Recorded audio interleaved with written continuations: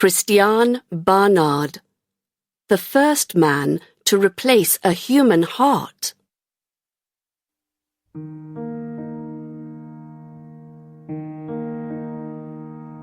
I became a doctor because I had a special ambition. My ambition was to give seriously ill people some extra years of life. For this reason, I became a heart surgeon. I became the first surgeon to transplant a human heart. I was born on the 8th of November 1922 in Beaufort West. Beaufort West is a town in the Karoo region of South Africa. My father was a missionary in the Dutch Reformed Church there. He taught people about religion. I had 4 brothers, but one of them died when he was very young. His name was Abraham, and he died of heart failure. That was when I realized that human life is special, and our time on earth is special. I had lots of time to think about this, because each day I had to walk to school. Our home was more than 2 miles from the school. My father was a kind man, and he taught me about kindness. But my mother taught me about ambition. I worked very hard at school because I wanted to become a doctor. My ambition was to be a surgeon. I graduated from Beaufort West High School in 1940, and I went to study medicine at the University of Cape Town. By 1946, I had qualified as a doctor. First, I worked at the Cornish Hospital in Cape Town. Then I worked as a family doctor in a small town in the province. During this time, I met Aletta Lowe. Aletta was a nurse, and we liked each other immediately. By 1948, we were married and we started our family. We had 2 children, Andre and Deirdre. In 1951, we moved back to Cape Town, where I gained a Master of Medicine degree in 1953.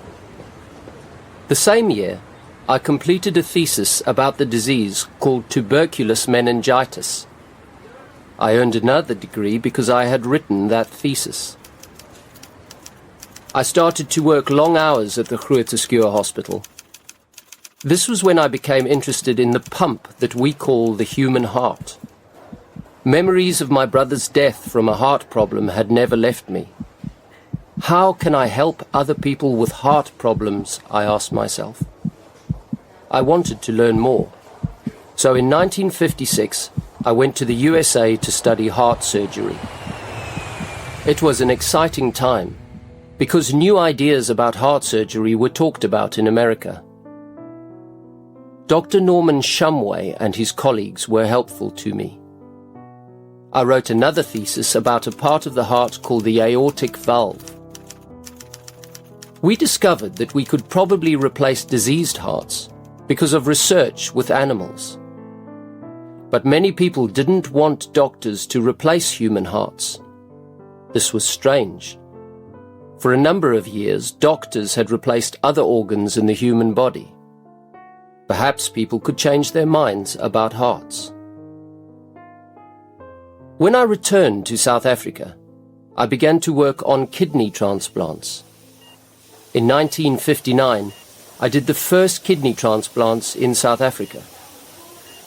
I was taking organs from dead people to give to living people. By doing this, I was keeping people alive. If it isn't wrong to transplant other organs, why is it wrong to transplant hearts? I asked myself. Some people who didn't like the idea of heart transplants were religious people, and some of them were politicians. These people's reasons weren't medical ones, but some of my medical friends were unhappy about heart transplants too. I did more tests with animals.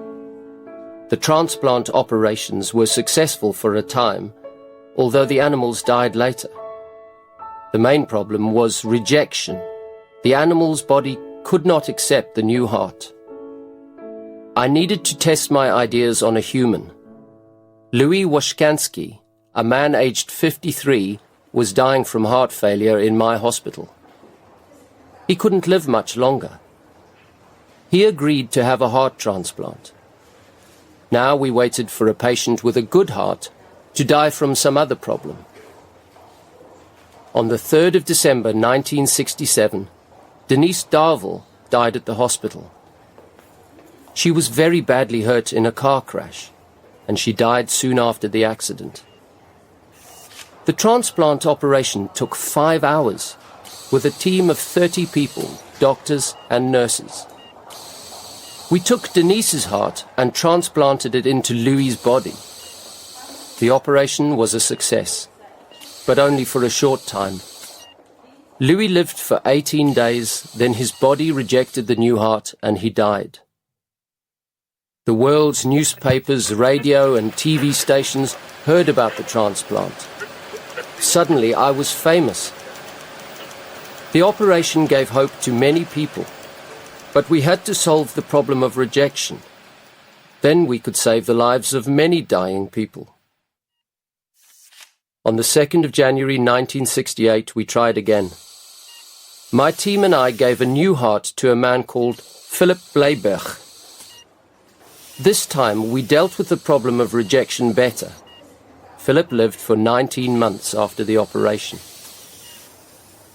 That operation was the second of my 165 heart transplants. Each time we did the operation, we learnt more about how to improve the survival rate. The 5th person, a woman called Dorothy Fisher, lived for 12 years after the transplant. My 6th patient lived for 24 years after her operation. All this was good, but transplanting a heart wasn't always the answer to a sick person's problem. I became interested in artificial heart valves. Sometimes replacing a valve, not the whole heart, was a better way of solving a problem. This was especially true when children had heart problems.